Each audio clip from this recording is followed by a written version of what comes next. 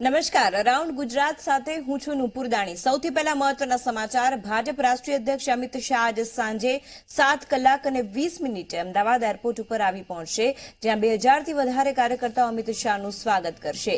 30મી માર્ચે અમિત શાહ ગાંધીનગર કલેક્ટર કચેરીમાં ઉમેદવારી ફોર્મ ભરશે અને આ સમયે રાજનાથસિંહ, નીતિન ગડકરી, પ્રકાશસિંહ બાદલ, રામવિલાસ પાસવાન, ઓમ માથુર, ભૂપેન્દ્ર યાદવ અને અનિલ જૈન સહિતના જે રાષ્ટ્રીય નેતાઓ છે તે તમામ અહીંયા ઉપસ્થિત રહેશે।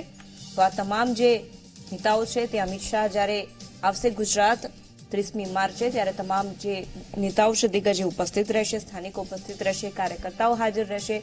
2000 થી વધારે કાર્યકર્તાઓ અમિત શાહનું સ્વાગત કરશે।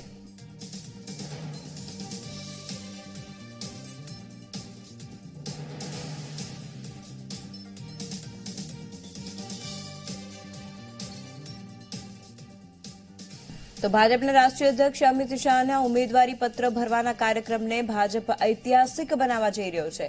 તેને લઈને રાષ્ટ્રીય મહામંત્રી અનિલ જૈને રોડ શોના 4 કિલોમીટરના રૂટનું નિરીક્ષણ કર્યું। અમિત શાહ 30મી માર્ચે 12:39ના વિજય મુહૂર્તમાં ઉમેદવારી ફોર્મ ભરશે। ઉમેદવારી ફોર્મ ભરતા પહેલા તે 4 કિલોમીટર લાંબો રોડ શો નારાયણપુરામાં યોજશે। રોડ શો સરદાર વલ્લભભાઈ પટેલના પુતળાને ફૂલહાર પહેરાવીને શરૂ કરવામાં આવશે। ત્યારબાદ રોડ શો નારાયણપુરા 4 રસ્તા, ત્યાંથી અંકુર 4 રસ્તા, ત્યારબાદ શાસ્ત્રીનગરથી પ્રભાત ચોક, પાટીદાર ચોકથી ઘાટોડિયા ખાતે રોડ શોનું સમાપન થશે। ત્યારબાદ તમામ નેતાઓ ગાંધીનગર પહોંચશે, જ્યાં પથિકાશ્રમથી કલેક્ટર કચેરી સુધી તમામ નેતાઓ રેલી સ્વરૂપે પહોંચશે। તો આ કાર્યક્રમમાં કેન્દ્રીય મંત્રી રાજનાથસિંહ અને નીતિન ગડકરી હાજર રહેશે। તો એનડીએના સાથી પક્ષના પ્રકાશસિંહ બાદલ અને ઉદ્ધવ ઠાકરે પણ અહીંયા હાજરી આપશે, જ્યારે પ્રદેશ ભાજપના તમામ નેતાઓ અને હોદ્દેદારો સહિત મોટી સંખ્યામાં કાર્યકરો અહીંયા ઉપસ્થિત રહેશે।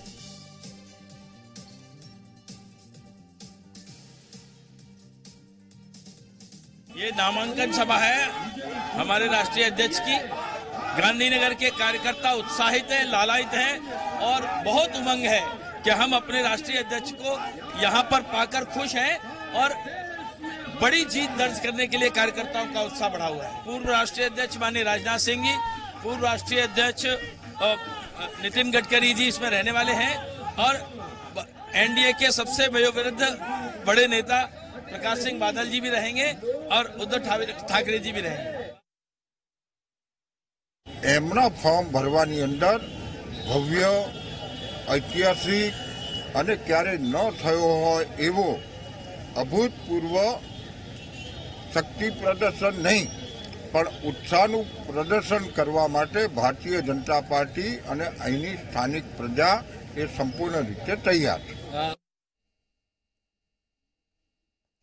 તો વડોદરામાં આજે રંજનબેન ભટ્ટ આજે ઉમેદવારી ફોર્મ ભરશે। વડોદરા ભાજપના ઉમેદવાર છે રંજનબેન ભટ્ટ। ત્યારે મુખ્યમંત્રી વિજય રૂપાણીની હાજરીમાં તેઓ પોતાનું ઉમેદવારી ફોર્મ ભરશે। મેં ભી ચોકીદાર અભિયાન હેઠળ તેઓ અહીંયા સાથે રાખશે ચોકીદાર અને ચોકીદારને સાથે રાખીને ભવ્ય રોડ શો તેઓ કરશે। તો રંજનબેન પોતાનું જે ફોર્મ છે ઉમેદવારીનું તે આજે વડોદરા ખાતે ભરશે। મેં ભી ચોકીદાર અભિયાન સાથે તો એક ચોકીદારને સાથે રાખશે અને તેમની ઉપસ્થિતિમાં પોતાનું ફોર્મ ભરશે।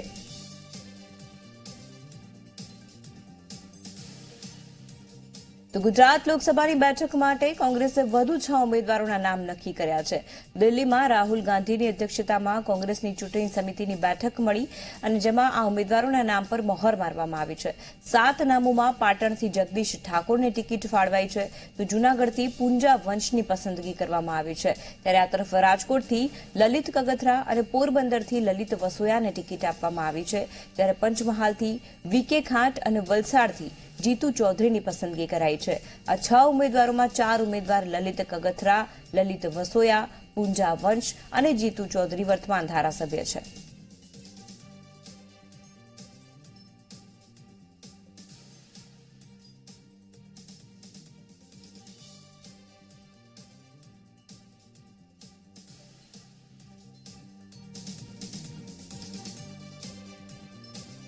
આ તરફ કોની કોની વચ્ચે ટક્કર થશે અમે તમને જણાવી દઈએ તો લલિત કગથરા અને અહીંયા લલિત વસોયા તેમજ રમેશ ધડુક, લલિત કગથરા અને મોહન કુંડારિયા। રાજકોટથી કચ્છમાં નરેશ મહેશ્વરી અને વિનોદ ચાવડા છે, તેમની વચ્ચે ટક્કર થશે। આ સાથે નવસારીમાં ધર્મેશ પટેલ અને સીઆર પાટીલ તેમની વચ્ચે ટક્કર થવાની છે. તો આ તરફ રાજુ પરમાર અને ડોક્ટર કિરીટ સોલંકી અમદાવાદ પશ્ચિમથી, આ સાથે પ્રશાંત પટેલ અને રંજનબેન ભટ્ટની વડોદરાથી ટક્કર થશે.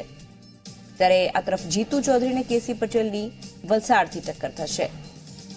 તો આ તરફ વીકે ખાંટ અને રતનસિંહ રાઠોડની પંચમહાલ બેઠકથી ટક્કર થશે. આ તમામ જે ઉમેદવારો છે કોંગ્રેસ અને ભાજપના, અમે તમને જણાવી રહ્યા છે કે કોની વચ્ચે ટક્કર થશે.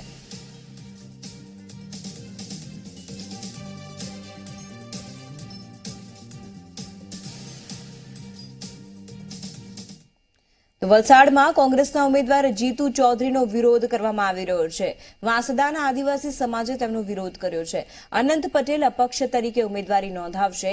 અહીંયા આદિવાસી સમાજ અનંત પટેલને સમર્થન કરશે.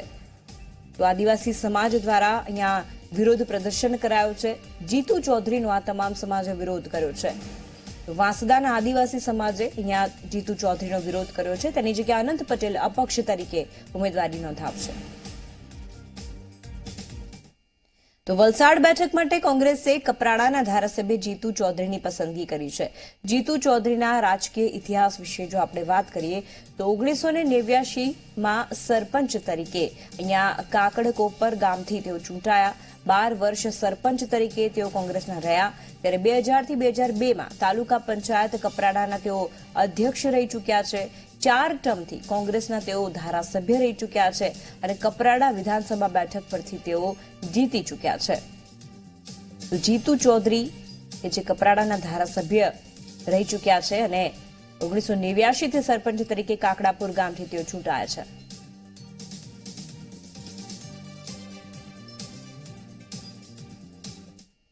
હવે તો એક ધોળિયા પટેલની સામે કોંગ્રેસે વાલી સમાજના અગ્રણીને મેદાનમાં ઉતાર્યા છે. આપણી સાથે હાલ જોડાયા છે જીતુભાઈ ચૌધરી. જીતુભાઈ, સૌથી પહેલા તો આપને ઉમેદવારી કરવાનો તક મળી છે, કોંગ્રેસ દ્વારા તક મળી છે, એ બદલ આપને ઝી મીડિયા તરફથી ખૂબ ખૂબ અભિનંદન. સૌથી પહેલા જીતુભાઈ કે 12 વર્ષ સરપંચ રહ્યા, 4 ટર્મથી ધારાસભ્ય અને હવે સાંસદની એક જવાબદારી કોંગ્રેસ આપને સોંપી રહ્યું છે, શું કહેશો? હું 1989 થી સરપંચ બાદ તાલુકા બાદ 2002 થી કન્ટિન્યુઅસ વિધાનસભામાં ગયો છે. એટલે મને મારા વિધાનસભા મત વિસ્તારના જે મારા પ્રિય મતદારો છે એમણે મને 4 વખત ચૂંટીને મોકલાયા છે. એટલે હું સૌથી પહેલાં તો મારા મતદારો અને મારી પાર્ટીને આભાર માનીશ કે વલસાડ જિલ્લાની અંદર આજે કોંગ્રેસના ઉમેદવાર તરીકે ધોળિયા વારલી કુકણા કોઈ ફેક્ટર છે નહીં. જે પણ છે એ દક્ષિણ ગુજરાતની અંદર જાતીય કોઈ ફેક્ટર નથી. લોકો ઉમેદવાર કોણ છે અને કેવા ઉમેદવાર છે તેને જોઈને વોટ આપે છે. અને હું જ્યારથી ધારાસભ્ય છું ત્યારે મારા વિધાનસભા મત વિસ્તારની વાત કરું તો બિલકુલ મારા વિધાનસભાની અંદર હું શાંતિ, કારણ કે પ્રજાને સમજાવીને અને પ્રજાને લડાઈ નહીં એવી સમજણથી હું મારા મતદારોને કાર્યકર્તાને ટેકલ કરું છું કે મારા વિધાનસભા મત વિસ્તાર જેમ શાંત છે એવો વલસાડ લોકસભાની અંદર પણ હું જ્યારે સંસદ સભ્ય તરીકે મને પ્રજા ચૂંટીને મારા મતદારો ચૂંટીને મોકલાવશે તો મારા લોકસભાની અંદર શાંતિ સ્થપાય એવું કાર્ય કરીશ. ખાસ કરીને હવે કયા મુદ્દાઓને લઈને તમે મેદાનમાં ઉતરશો? જે પ્રકારે પાછલા લોકસભાની વાત કરીએ, પાછલી ચૂંટણીની વાત કરીએ, 2 લાખની લીડ મેળવી હતી ભાજપે, કયા મુદ્દાઓને ખાસ ધ્યાનમાં લઈને તમે મેદાનમાં ઉતરશો?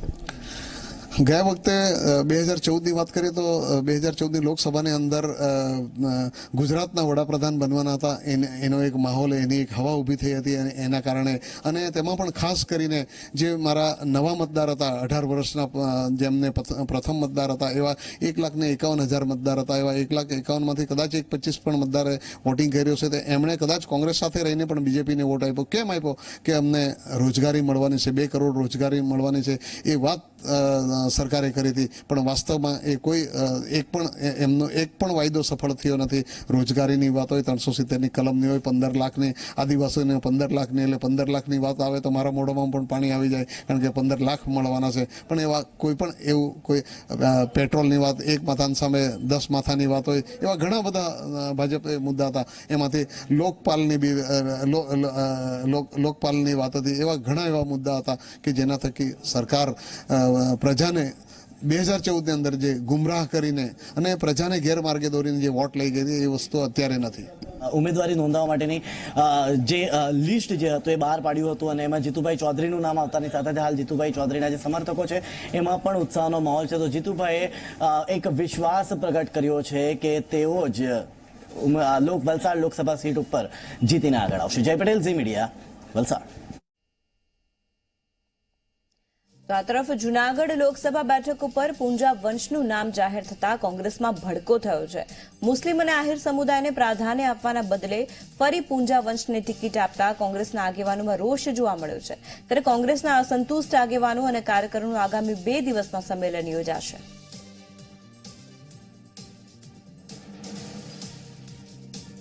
તો આ તરફ જૂનાગઢ બેઠકની વાત કરીએ તો જૂનાગઢ બેઠક પરથી પૂંજા વંશનું નામ જાહેર કરાતા ખુશી વ્યક્ત કરી હતી અને તમામ કોંગ્રેસના નેતાઓનો પૂંજા વંશે આભાર માન્યો છે.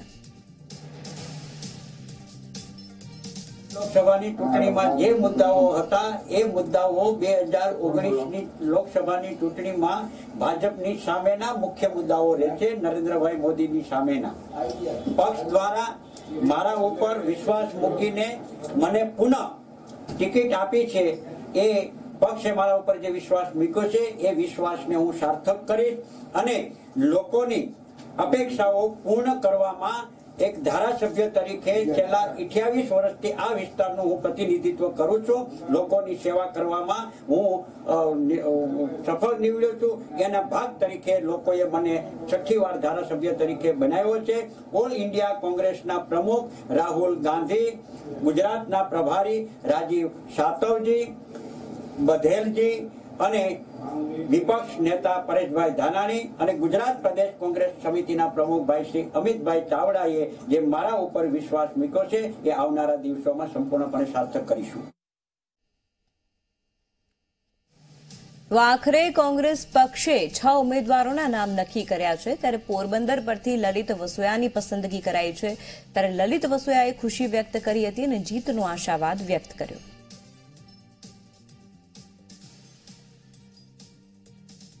ગામો છે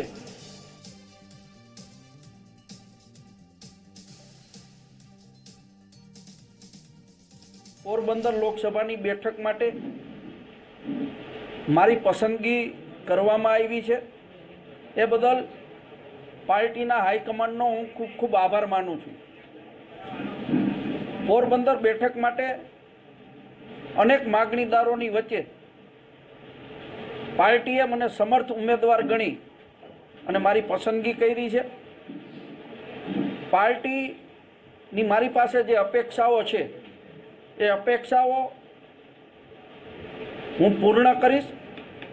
પોરબંદર મતક્ષેત્રના જે 950 ગામો છે એ અને તમામ નગરપાલિકા વિસ્તારની અંદર દરેક મતદાર સુધી કોંગ્રેસ પાર્ટીની વાત હું પહોંચાડીશ અને મને વિશ્વાસ છે કે ભારતીય જનતા પાર્ટીના કુશાસનમાં ગામડું ગરીબ અને ખેડૂતો પાયમાલી તરફ ધકેલાઈ રહ્યા છે અને એનો જે આક્રોશ છે એ આક્રોશ આ વખતે મતદાનમાં કાઢવાના છે અને ભારતીય જનતા પાર્ટી અહીંથી હારશે એ વાત નિશ્ચિત છે. તો આ તરફ રાજકોટ બેઠકથી લલિત કગથરાની પસંદગી કરવામાં આવી છે. ત્યારે રાજકોટમાં કોંગ્રેસના કાર્યકરોએ ફટાકડા ફોડીને ઉજવણી કરી. કાર્યક્રમમાં ખુશીનો માહોલ જોવા મળ્યો. ત્યારે હવે રાજકોટમાં ભાજપ અને કોંગ્રેસ વચ્ચે જંગ જામશે.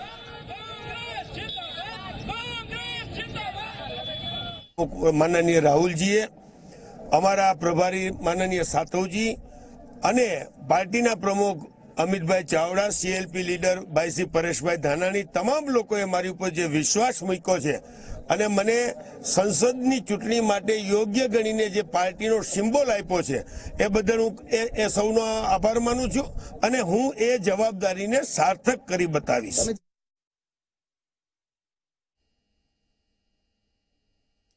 પાટણથી જગદીશ ઠાકોરની પસંદગી કરવામાં આવી છે. ત્યારે જગદીશ ઠાકોરે પણ ખુશી વ્યક્ત કરીને કાર્યકરોનો આભાર માન્યો છે. ખેડૂત ધાન પકવતો અને કપાસ કે એરંડા પકવતો ખેડૂત એને એના ટેકાના ભાવ સિવાયની કોઈ એવી વ્યવસ્થા અમે કરી શકીએ કે એ જ્યારે ભાવ ના હોય ત્યારે એને સાચવી શકે અને જ્યારે ભાવ આવે ત્યારે એને બજારમાં વેચી શકે એવી કોઈ વ્યવસ્થા અમે કરી શકીએ। શાકભાજી, ગાજર કે જે પ્રોડક્શન આપણા પાટણમાં થાય છે એની કોઈ સુકવણી થઈ શકે, એના કોઈ જ્યુસ બની શકે, એની કોઈ પ્રોડક્ટ બની શકે, એ દિશામાં ભૂતકાળમાં પણ હું વિજિલન્સ મોનિટરિંગ કમિટીનો ચેરમેન હતો ત્યારે પણ આ મુદ્દાઓ મેં વારંવાર લીધા હતા અને એ દિશામાં અમારો જે નાનો મોટો અભ્યાસ હતો એમાં જે રહી ગયું છે એ આ વખતે અમારા પ્રાથમિક મુદ્દા છે, પશુપાલકોના પણ પ્રાથમિક મુદ્દા છે, શિક્ષણના અમારા પ્રાથમિક મુદ્દા છે। તો આ તરફ પંચમહાલ બેઠક પરથી પસંદગી થતા વીકે ખાંટે ખુશી વ્યક્ત કરી અને પક્ષના નેતાઓ અને કાર્યકર્તાઓનો આભાર માન્યો। પ્રથમ પ્રતિક્રિયા તો છે કે કોંગ્રેસ પાર્ટીએ મને આટલા વર્ષોની મારી કામગીરીને ધ્યાને રાખીને મને જે ટિકિટ આપી છે હું મારી પાર્ટીને ખૂબ ખૂબ અભિનંદન આપું છું। જનતા સામે અમે શિક્ષિત બેરોજગારોને જે નોકરી નથી મળતી એ ખાસ મુદ્દો લઈશું। લોકોને ખેતી માટેનું પિયતના પાણી નહેરોમાંથી સતત મળી રહે એ ખાસ અમારો ખેતી માટેનો મુદ્દો હશે, ખેડૂતલક્ષી મુદ્દો હશે। લોકોને બેકારી વધી, શિક્ષિત બેરોજગાર લોકો જે અત્યારે છે એ લોકોને વહેલી રોજગારી મળે એ મુદ્દો અમારો ખાસ હશે। તો કોંગ્રેસ અધ્યક્ષ રાહુલ ગાંધી ફરી એકવાર ગુજરાત પ્રવાસે આવશે। રાહુલ ગાંધી સૌરાષ્ટ્રમાં ખેડૂતોને સંબોધન કરશે। પ્રદેશ કોંગ્રેસના નેતાઓએ રાહુલ ગાંધીને આમંત્રણ આપ્યું છે ત્યારે 2 દિવસમાં રાહુલ ગાંધીના પ્રવાસની તારીખ નક્કી કરવામાં આવશે। લોકસભાની ચૂંટણી જાહેર થયા બાદ રાહુલ ગાંધીનો આ બીજો પ્રવાસ હશે।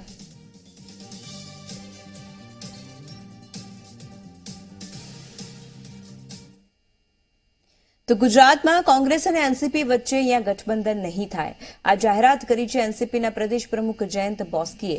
ગુજરાતમાં તમામ જે 26 લોકસભા બેઠક છે તેની પર એનસીપી એકલા હાથે લડવાનો નિર્ણય કર્યો છે। બેઠક અંગે કોંગ્રેસને વાત કરવા છતાં પણ હજુ સુધી કેટલી બેઠક એનસીપીને આપવી તે અંગે કોંગ્રેસ તરફથી કોઈ જ સ્પષ્ટતા કરવામાં નથી આવી, જેને લઈને ગુજરાતની તમામ લોકસભા બેઠકો પર ઉમેદવારો ઉતરવાની એનસીપીએ જાહેરાત કરી છે। એટલું જ નહીં પરંતુ વિધાનસભાની પેટા ચૂંટણીમાં પણ એનસીપી પોતાના ઉમેદવારો ઉભા રાખશે। અમે 15 દિવસથી રજૂઆત કરેલી છે કે પોરબંદર, ગાંધીનગર, પંચમહાલ આ સીટ પર અમે દાવેદારી કરી છે। કોઈ જવાબ નથી આવતો કે ગઠબંધન કરવાનું છે કે નથી કરવાનું। અને જો ગઠબંધન નહીં કરે અમે અમારા મોવડી મંડળને રજૂઆત કરી છે કે અમને 26 સીટની મેન્ડેટ મોકલી આપજો, એટલે 26 સીટ લોકસભાની અમે લડવા માટે તૈયાર છે। તો ગુજરાતમાં કોંગ્રેસ અને એનસીપી વચ્ચે ગઠબંધન નહીં થાય તે વાત પર ભાજપના પ્રવક્તાએ પ્રતિક્રિયા આપતા જણાવ્યું છે કે નિર્ણય લોકશાહીની દ્રષ્ટિએ સારો છે પરંતુ એનસીપી કોંગ્રેસની એ ટીમ તરીકે કામ કરશે। મને લાગે છે કે કોંગ્રેસની હવે આ એ ટીમ તરીકે એનસીપી કામ કરશે અને ગુજરાતની જનતા વર્ષોથી એનો ઇતિહાસ રહ્યો છે કે ગુજરાતની જનતા ક્યારેય ત્રીજી પાર્ટીને સમર્થન આપતી નથી, ત્રીજી પાર્ટીને ક્યારેય એ પોતાનું જનમત આપતી નથી અને ત્રીજી પાર્ટીનો ક્યારેય ઉદય પણ નથી થતો। એટલે માત્ર ને માત્ર ભારતીય જનતા પાર્ટી સાથે ગુજરાતની જનતા રહેશે। તો પંચમહાલ લોકસભા ભાજપના ઉમેદવાર રતનસિંહ રાઠોડ સાથે કાલોલના ધારાસભ્ય સુમનબહેન ચૌહાણે મુલાકાત કરી અને તેમણે પોતાનો ટેકો જાહેર કર્યો હતો અને તેમણે વધુમાં જણાવ્યું કે ભાજપે જે ઉમેદવારોને ઉભા રાખ્યા છે તેમને બહુ જંગી બહુમતીથી જીતાડી લાવવાનો તેમણે વિશ્વાસ વ્યક્ત કર્યો। સુમનબહેન ચૌહાણ સાંસદ પ્રભાતસિંહ ચૌહાણના પુત્રવધુ છે। એક તરફ પ્રભાતસિંહ ચૌહાણ નારાજ છે ત્યારે તેમના પુત્રવધુ રતનસિંહના સમર્થનમાં આવ્યા છે। મત વિસ્તારના ઉમેદવાર રતનસિંહ મળવાયા હતા તે કાલોલ મત વિસ્તારના અમે 1 લાખથી મતોથી જીતાડીશું એવી હું ખાતરી આપું છું। તો કેન્દ્રીય મંત્રી મનસુખ માંડવિયાએ વિવાદિત નિવેદન આપ્યું છે। કોંગ્રેસ અને અન્ય પક્ષોના મહાગઠબંધન પર પ્રહાર કરતા મનસુખ માંડવિયાએ જીભ ઉપરથી કાબુ ગુમાવી દીધો છે અને પશુઓ સાથે અન્ય પક્ષોની સરખામણી કરી છે। તેમણે કહ્યું કે માત્ર ફેવિકોલ નહીં પરંતુ પીએમ મોદીનો ભય પણ લોકોને જોડવાનું કામ કરે છે। સાપને, કૂતરાને, બિલાડા બધા આજે એક થઈ ગયા છે। અમરેલીમાં યોજાયેલા સંમેલનમાં તેમણે આવું નિવેદન આપ્યું છે।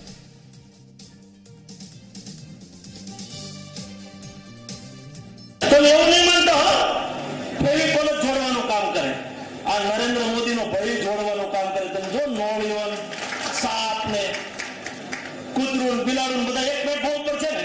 અરે તમે જો નોળીઓ સાપ ને કૂતરું બિલાડું બધા એક પ્લેટફોર્મ પર છે ને. અરે તમે જો નોળીઓ સાપ ને કૂતરું બિલાડું બધા એક પ્લેટફોર્મ પર છે ને.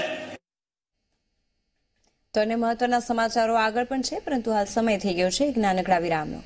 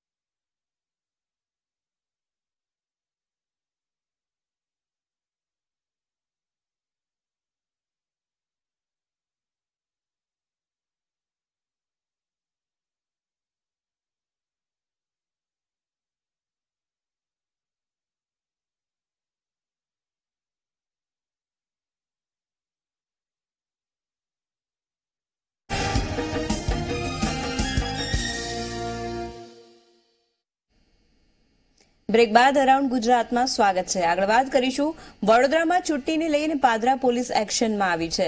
ગંભીરા બ્રિજ પાસે પોલીસનું સઘન ચેકિંગ હાથ ધરાયું છે. મુખ્ય માર્ગો પર મોડી રાત સુધી અહીંયા ચેકિંગ હાથ ધરાયું છે. મુખ્ય માર્ગો પર ચેકપોસ્ટ પર પણ અહીંયા ગોઠવવામાં આવી છે. તો ચૂંટણીને લક્ષીને સઘન ચેકિંગ અહીંયા પોલીસ દ્વારા કરવામાં આવી રહ્યું છે. આગામી લોકસભાની ચૂંટણી શાંતિપૂર્ણ વાતાવરણમાં યોજાય એ માટે પાદરા પોલીસ સ્ટેશન વિસ્તારમાં 2 જગ્યાએ ચેકપોસ્ટ ઊભી કરવામાં આવી છે, જેમાં એક ગંભીરા બ્રિજ કે જે સૌરાષ્ટ્ર અને મધ્ય ગુજરાતને જોડતો એકમાત્ર બ્રિજ છે, તેમજ કોટવાડા ચેકપોસ્ટ કે જે પાદરા અને કરજણને જોડતો રોડ આવેલો છે, ત્યાં આગળ જુદી જુદી ચેકપોસ્ટો ઊભી કરી અને ત્યાં આગળ સાવચેતીપૂર્વક વાહનોનું ચેકિંગ થાય છે. આગળ વાત કરીએ તો પોરબંદરના દરિયામાં હેરોઇન ઝડપાયાના મુદ્દે નવો ખુલાસો થયો છે. પાકિસ્તાની સ્મગલર હમીદ મલેકે ગ્વાદર બંદરેથી આ હેરોઇનનો જથ્થો રવાના કર્યો અને આ જથ્થો દિલ્હી મોકલવાનો હતો. દિલ્હીમાં મોહમ્મદને આ હેરોઇનનો જથ્થો પહોંચાડવાનો હતો, ત્યારે આઈએમબીએલમાં અલ મુજીબ નામની બોટને આ જથ્થો આપવાનો હતો. જો કે આ અંગેનો મેસેજ મળતા બોટને શોધી લેવામાં આવી અને બોટમાંથી 500 કરોડ રૂપિયાના 100 કિલો હેરોઇનના જથ્થા સાથે 9 શખ્સોની ધરપકડ કરાઈ છે.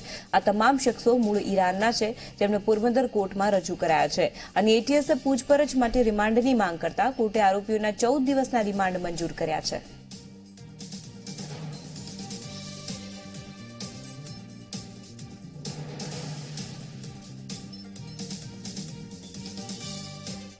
તો 2009માં થયેલા લઠ્ઠાકાંડ મામલે સેશન્સ કોર્ટે 10 આરોપીઓને સજાનું એલાન કર્યું છે. વિનોદ ઉર્ફે દગરીને 10 વર્ષની સજા અને 50,000નો દંડ ફટકારવામાં આવ્યો છે.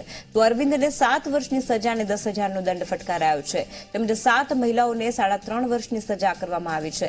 અન્ય એક મહિલા સોમીબેન ઠાકોરને 2 વર્ષ 6 માસની સજા કરવામાં આવી છે. આ કેસમાં તારીખ 7/7ના રોજ એટલે કે 5/7/2009 થી તારીખ 7/7/2009 સુધી અમદાવાદ શહેરમાં કાગડાપીઠ પોલીસ સ્ટેશનમાં જે બનાવ બન્યો હતો લઠ્ઠાકાંડનો, તે કેસમાં આજરોજ નામદાર કોર્ટે આરોપીઓ જે છે પૈકીના 10 આરોપીઓને સજા કરેલી છે. જે પૈકી 2 તોમતદારો જે છે કે જે લોકો લઠ્ઠો બનાવવાના ગુનામાં સામેલ હતા, તે પૈકી તોમતદાર નંબર 1 વિનોદ ડગરી, જેને નામદાર કોર્ટે 10 વર્ષની સજા કરેલી છે, અને તેનો નોકર કે જે પણ લઠ્ઠો બનાવવામાં સામેલ હતો તેને 7 વર્ષ સુધીની 7 વર્ષની સજા કરેલી છે. તો અમદાવાદમાં પીસીબીએ સીજી રોડ પરથી બાતમીના આધારે ₹1 કરોડની ચલણી નોટ સાથે 2 વ્યક્તિઓને ઝડપી લીધા છે. પોલીસે નિશાંત પટેલ અને અન્ય એક વ્યક્તિને ઝડપી તપાસ કરતા તેમની પાસેથી ₹500ના દરની 90 લાખ, 100ના દરની 10 લાખ રૂપિયાની નોટો મળી આવી છે.